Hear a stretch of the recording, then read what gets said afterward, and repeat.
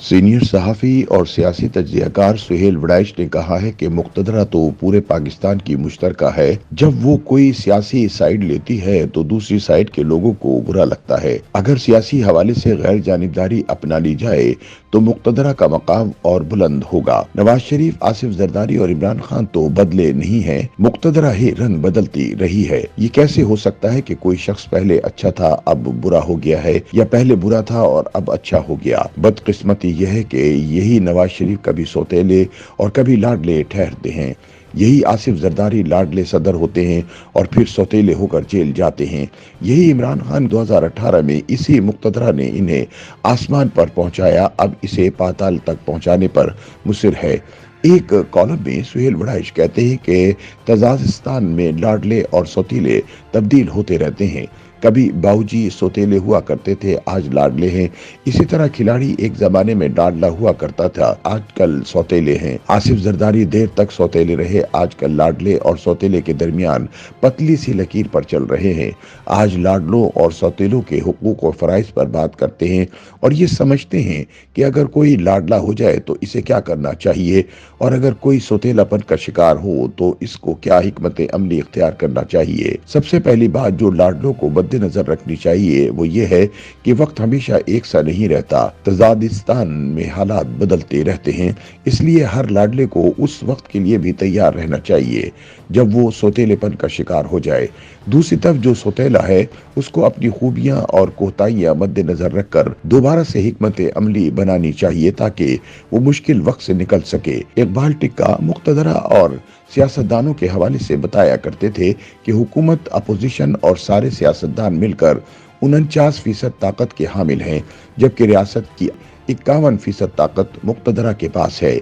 यही वजह है कि हुकूमत या अपोजिशन में से जिसकी भी मुक़्तदरा से लड़ाई हो जाए वो जीत नहीं पाता। हाँ, अगर किसी मामले पर हुकूमत और अपोजिशन इकट्ठी हो जाएं तो तब उनकी आवाज में वजन महसूस किया जाता है। सुहेल वड़ैच कहते हैं कि आइडियल जमहूरियत के मुताबिक जिसे मकबूलियत हासिल हो वही हुक्मरान होना चाहिए, लेकिन बदकिस्मती से तजाकिस्तान में एक हाइब्रिड निज़ाम है। सिक्योरिटी स्टेट होने की वजह से मकबूलियत के साथ साथ कबूलियत भी जरूरी है। इख्तिदार हासिल ही इससे होता है जो लाडला होता है, और जो भी सौतेला होता है इससे इख्तिदार भी छिन जाता है और मुश्किलात भी इसका मुकद्दर ठहरती हैं। जुल्फ़िकार अली भुट्टो सौतेले हुए तो ना सिर्फ इख्तिदार से निकले बल्कि काल कोठरी तक पहुंचा दिए गए। भुट्टो ने जेल जाने के बावजूद लचक दिखाने से इनकार कर दिया। जनरल ज़ियाउल हक को ये लगता था कि कब्र एक है और बंदे दो। जनरल ज़िया ने जोशे इंतकाम में भुट्टो को कब्र में पहुंचा दिया।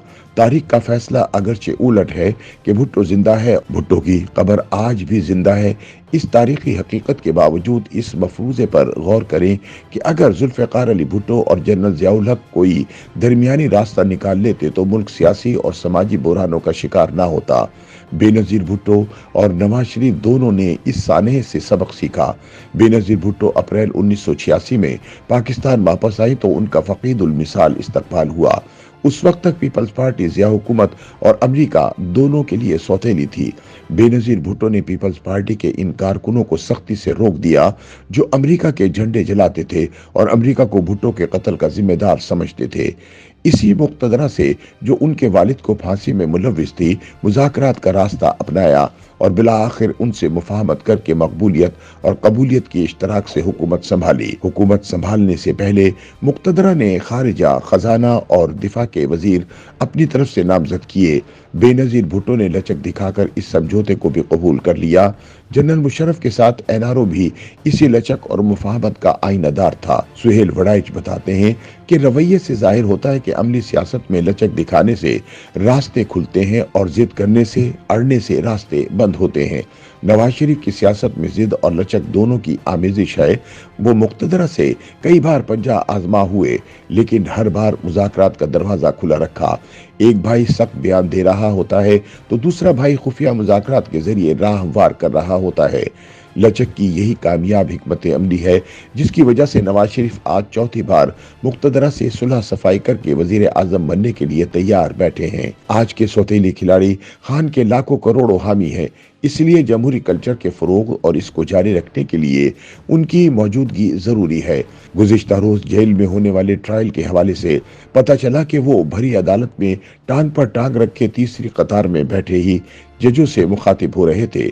इससे एक तासुर तो ये मिलता है कि वो डटे हुए हैं, लेकिन अमलियत पसंदी का तकाजा है कि वो लचक का मुजाहरा करें, मुक्तदरा से लड़ाई का तासुर दूर करने की कोशिश करें। हर सूरत इलेक्शन में उनकी पार्टी हिस्सा ले और जितनी भी नशस्तें मिले वो असेंबलियों में बैठे।